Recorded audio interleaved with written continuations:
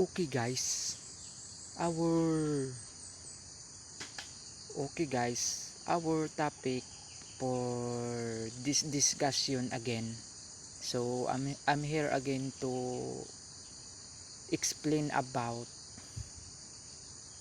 the powers in heaven and in earth is already given to my Lord God Father Jesus Christ. So that's our topic for this discussion, guys. All powers in heaven and in earth is already given to my Lord God Father Jesus Christ. And we discuss also about the Father, the Son, and the Holy Ghost.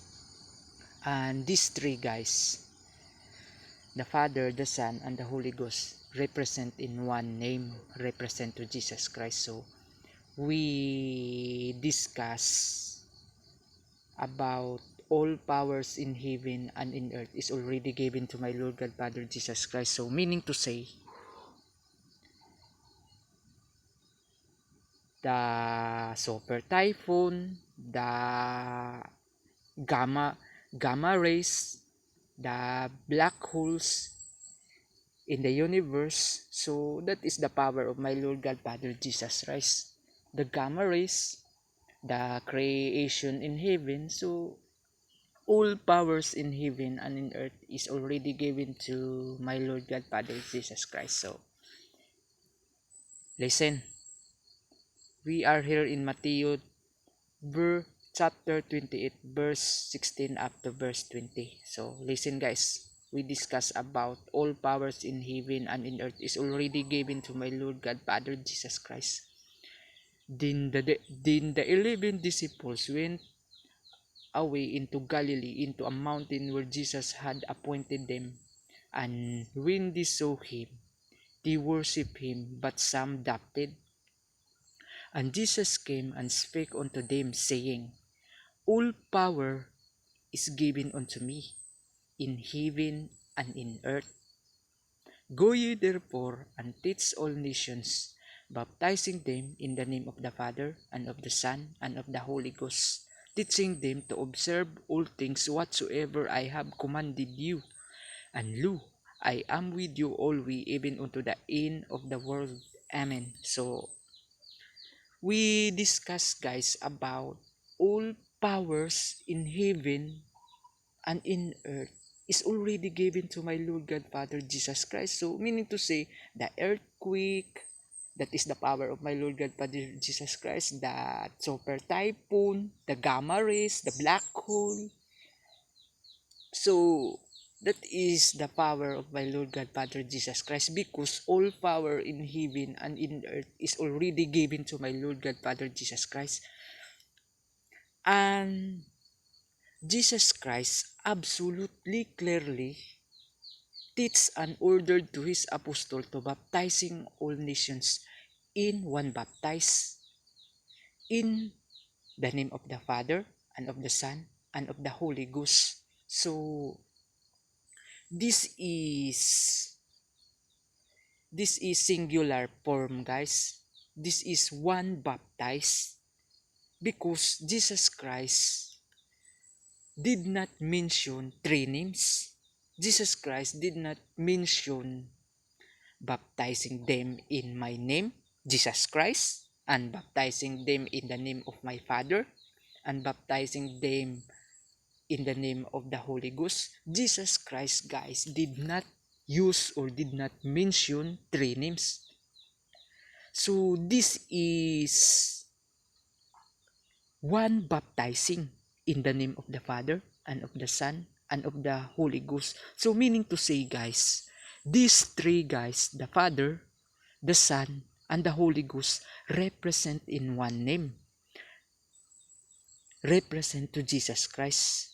That's the reason Jesus Christ said on John 10:30, I and my Father are one. So meaning to say, the Father represent to Jesus Christ, the Son represent to Jesus Christ, and the Holy Ghost represent also to Jesus Christ.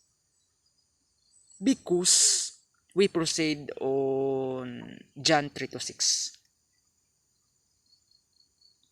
John 3:6. John 3:6. John 3:6. Okay, guys. We are here in John 3:6. We find out the Holy Ghost represent to Jesus Christ. Jesus Christ said here in John chapter 3 verse 6, that which is born of the flesh is flesh, and that which is born of the spirit is spirit. So meaning to say, guys, I will give an example, guys.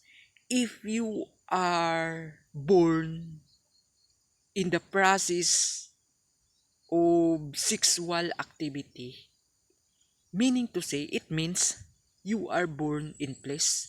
But my Lord God Father Jesus Christ, born in Holy Ghost. So meaning to say, Jesus Christ is spirit. So Jesus Christ is spirit, guys. So meaning to say, Jesus Christ is God. Because God is a spirit, and they that worship Him must worship Him in spirit and in truth. That's the reason, guys, I'm not worship on image. I'm not worship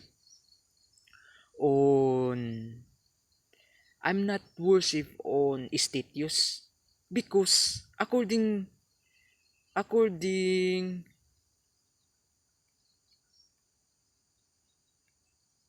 in John chapter 4 verse 24, God is a spirit, guys, and they that worship Him must worship Him in spirit and in truth. So we worship only in Jesus Christ, in spirit and in truth, because image isn't spirit, statues isn't spirit. So that's the reason, guys, I'm not believe on image and statues, because my Lord God Father Jesus Christ is a spirit, and they that worship Him must worship Him in spirit and in truth. So that's the reason, guys. Jesus Christ said, I am Alpha and Omega, the Almighty God, the beginning and the ending. So we worship only in Jesus Christ, not an image, not statues, because my Lord God Father Jesus Christ is a spirit, because Jesus Christ born in Holy Ghost. So meaning to say, the Holy Ghost represent to Jesus Christ. That's the reason Jesus Christ said on John 10:30, I and my Father are one. So meaning to say, the Father and the Son represent to Jesus Christ. And the Holy Ghost also represent to Jesus Christ, because absolutely clearly Jesus Christ born in Holy Ghost. That's the reason, guys, I'm not believe on image. I'm not believe on statues, because image isn't spirit. Statues isn't spirit. So I believe only Prophet Isaiah said, for unto us a child is born, unto us a son is given, and the government shall be upon his shoulder, and his name shall be called Wonderful Counselor, the Mighty God, the Everlasting Father, the Prince of Peace. And this child, guys, absolutely clearly represent to Jesus Christ.